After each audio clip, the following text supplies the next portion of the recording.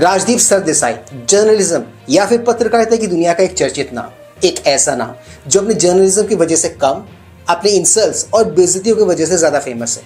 ये पत्रकारिता के अपने फालतू करियर में अब उस मुकाम पर आ पहुंचे हैं जहां पक्ष विपक्ष हर कोई इनकी बस लेता ही है, लेफ्ट राइट और सेंटर। कभी कभी तो लगता है इंसल्ट और इनका नाता, इनका रिश्ता कुछ ऐसा है जैसे पिज्जा हट और पिज्जा का, एक दूसरे के बिना एकदम अधूरे। इन सिंपल और आसान भाषा में अगर कहें तो Rajdeep Sardesai is born to get insulted. Please like share subscribe my YouTube channel ताकि हम ऐसे कंटेंट्स बनाते रहें। ऑलराइट दोस्तों, इस मजेदार वीडियो को यहाँ से आगे बढ़ाते हैं। फिर आज के इस व्लॉग में हम देखेंगे जब बीजेपी के प्रवक्ता मिलिंद देओरा ने राजदीप सरदेसाई की कर दी एकदम फ्रेश, ताजा और एकदम बेहतरीन इंसल्ट, वो भी वन-ऑन-वन इंटरेक्शन के दौरान।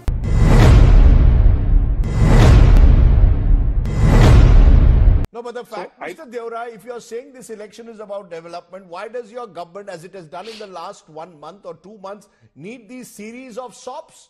You've done more than 1,000 GRs alone in the last couple of weeks. Suddenly, on the eve of the election announcement, toll tax was waived for vehicles coming into Mumbai. There was a sense of desperation. Even the Ladki Bahin scheme of 1,500 rupees, according to Mr. Chavan, is a copy of the Congress scheme, where they gave 2,000 rupees. और जिन government schemes को ये यहाँ पर refer कर रहे हैं, जो कि महाराष्ट्र में हाल ही में लागू हुई है, जैसे टोल टैक्स में ढील, 1500 रुपए पर मंथ, लाडकी बहन योजना के तहत जरूरतमंद महिलाओं को दी जाने वाली एक सहायता राशि सरकार की तरफ से, ये सारी की सारी जो स्कीम्स हैं ये कांग्रेस की स्कीम्स है और बीजेपी कांग्रेस की स्कीम्स को कॉपी कर रही है महाराष्ट्र में इलेक्शन जीतने के लिए। That's what he's trying to portray here. That's what he's trying to ask here. To women. Then the Prime Minister called it Revdi. What do we call what you do? Isn't it Revdi when you waive off toll tax one day, when you give 1,500 rupees to women the next, when you promise even salaries increases to madrasa teachers? Isn't all of this Revdi? Well, it's amusing because when if the Congress wants to take credit for the scheme, then why are they opposing it? Number one. No, he said they'll continue it. Well, different Congress leaders have said they'll discontinue it. So there seems to be a difference of opinion. वैसे मदारिस वाली बात सही है। मैं personally Maharashtra सरकार के इस particular move के फेवर में तो नहीं हूँ। एनीवेज, वैसे भी इन सारे मदारिसों को बहुत जल्दी ही ताले लगने वाले हैं। Have patience and wait for some time. ये भी बहुत जल्द होने वाला है। न रहेगा मदारिस, न जाएगी उनको salary. Let's keep this topic aside for some time. Let's focus on the core debate. Rajdeep Sardesai के पर्सनल फेवरेट कांग्रेस, राहुल गांधी और इंडिया अलायंस वाले जब फ्रीबी पॉलिटिक्स, मुफ्त की रेवड़ी वाली पॉलिटिक्स में जब टकाटक खटाखट ये सब कर रहे थे, that was okay with him. But same game जब बीजेपी ने कांग्रेस के अगेंस्ट इनको काउंटर करते हुए चालू किया तो इनको लग गई मिर्ची, क्योंकि अब ये भी समझ गया है जो एक एज कांग्रेस और इंडिया अलायंस वालों को बीजेपी के अगेंस्ट लोकसभा चुनाव में था, वो एज बीजेपी के इस मूव से उनके हाथों से फिसल गया है, चला गया है। और ये बात राजदीप सरदेसाई अच्छे से समझ रहे हैं। Among Congress leaders themselves about whether to continue it or not continue it. So look, there is a fundamental, and I say this as a fiscal conservative myself, there is a fundamental difference between a Revdi, where you say I'm giving people free water, free electricity, which ultimately will come in the way government will have to bridge that gap by taxing people.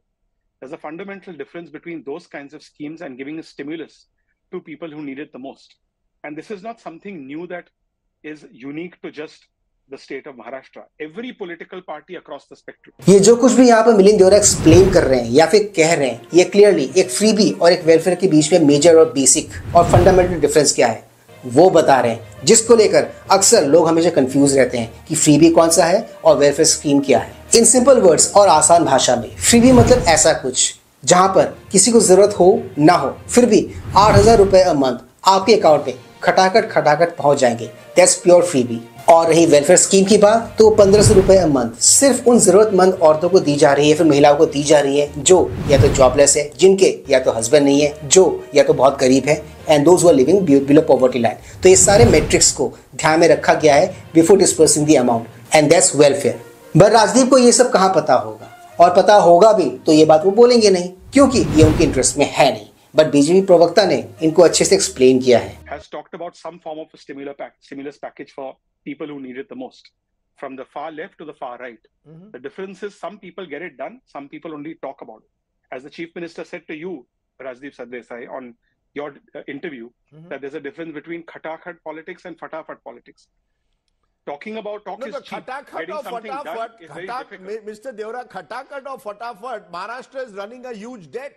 It seems in the last few months, some will say it's cost. इसका दोगलापन देखा आपने जब इसके favourite Congress वाले अपने शासित राज्यों में यही खटाखट फटाफट वाली पॉलिटिक्स कर रहे थे, फ्रीबीज बांट रहे थे, उस पर इसने एक सवाल, एक क्वेश्चन नहीं पूछा उन लोगों से। मैंने आज तक ऐसी कोई न्यूज रिपोर्टिंग इसकी नहीं देखी जहां पर इसने सवाल पूछा हो राहुल गांधी से, कांग्रेस से, इन फ्रीबीज को लेकर, इस खटाखट पॉलिटिक्स को लेकर। पर जैसे ही बीजेपी ने सिमिलर सा कुछ महाराष्ट्र में किया तो मिलिंद देवरा को बुला के इन्होंने ये सवाल पूछ लिया। तो ये क्लियरली इनकी दोगलापन और इनकी हिपोक्रेसी को एक्सपोज करता है। बट बीजेपी के मिलिंद देवरा भी कुछ कम चालाक नहीं है, वो भी राजीव सरदेसाई के इस पर्टिकुलर मूव को समझ गए और सरकाज़म के साथ उन्होंने जवाब देना शुरू किया यहाँ से। Correction, others say it's desperation. There's a sense of desperation. पैसा फेंको, vote low. So Rajdeep, then this is very unfair. I don't hear you asking this question to other states and other parties and other governments when they have a stimulus package. Forget about asking those who have RAVD packages. I'm not even talking about a RAVD system. I'm saying giving stimulus packages. What is direct benefits transfer? Direct benefits transfer happened when I was a Lok Sabha MP back in the day. It's a way of giving money directly in the hands of people so that you eliminate waste. तो सुना आपने इसका ये पैसा फेंको और vote लो वाला statement, जब कांग्रेस शासित राज्यों में कांग्रेस के कार्यकर्ता पर्चे बांट रहे थे कि आप इस फॉर्म को फिल करो और कांग्रेस ऑफिस में जमा करो, आपको 8,000 रुपया पर मंथ आ जाएंगे। उस वक्त इस बंदे के मुंह पर सिलाई लगी हुई थी, मतलब सिला हुआ था, कोई सवाल नहीं पूछा इसने। और जब बीजेपी वालों ने महाराष्ट्र में उनका वही मुंह और उनकी वही चाल इन्हीं के मुंह पर दे मारी, उन्हीं के स्टाइल में, तो लग गई इसको मिर्ची। ये है इसका दोगलापन, एक नंबर का टोपीबाज आदमी है ये, इस पर भरोसा बिल्कुल मत करना। Then I'm sorry, we need to have a debate again as to what is a RAVD and what is a stimulus package. Okay. So there is a fundamental difference in the two schemes. There is, as I said, there's a fundamental difference in saying I'm going to make everything free for you and saying that those who need it the most to bridge inflationary pressures, to reduce inflationary pressures, to provide some kind of a social security cushion, you use a direct benefits transfer, you use technology. ये जो बातें यहाँ पर मिलिंद देवरा ने बताई हैं, ये basic piece of information है जो मुझे लगता है सभी को पता होना चाहिए कि ये फ्रीबी क्या है और वेलफेयर क्या है। बहुत अच्छे से डिफाइन किया है उन्होंने अपने इस पर्टिकुलर वक्तव्य में, इस पर्टिकुलर 101 सेशन में। और जब बहुत सारे लोगों को इसके बारे में पता नहीं है तो राजदीप को कैसे पता हो सकता है। मुझे ऐसा लगता है राजीव सरदेसाई को अपनी इंसल्ट, अपनी बेइज्जतियां करवाने में, वो भी ऑनलाइन, वो भी टीवी पर, मजा आता है। और कभी कभी तो लगता है ये इस किस्म के सवाल ही पूछता है जलील होने के लिए, क्योंकि जलील हुए बिना तो इसका पेट भरने से रहा। वो कहते हैं ना, बदनाम हुए तो क्या हुआ, नाम तो हुआ ना। मुझे लगता है राजीव सरदेसाई इसी फिलॉसफी के साथ जीते हैं, इसी फिलॉसफी के साथ अपनी पत्रकारिता करते हैं। आज के इस ब्लॉग को बनाने का मेरा मकसद, मेरा ऑब्जेक्टिव आप सबको फ्रीबी और वेलफेयर पॉलिटिक्स के बीच में, फ्रीबी स्कीम्स और वेलफेयर स्कीम के बीच में डिफरेंस को बताना था। आज के इस ब्लॉग में सिर्फ इतना ही। मैं मिलूंगा आप सबसे अपने अगले ब्लॉग में। Till then keep smiling and yes, do not forget to like, share, subscribe our YouTube channel. इससे हमें शक्ति मिलती है, इससे हमें ताकत मिलती है और इससे हमें मोटिवेशन मिलती है। कीप स्माइलिंग दोस्तों।